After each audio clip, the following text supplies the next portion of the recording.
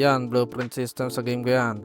Yan, gamitin natin yan. Satisfying eh. Yan, gagawa muna ng bahay. Mabilisan lang. Okay na yan. Kita na naman.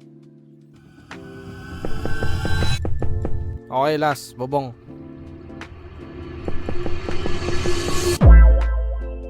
Ito tanong. Paano kung gusto mo magpalit ng structure? Tapos gusto mo bumabalik mamaya yung bahay? Clear plot muna natin. Tapos gamitin natin yung blueprint.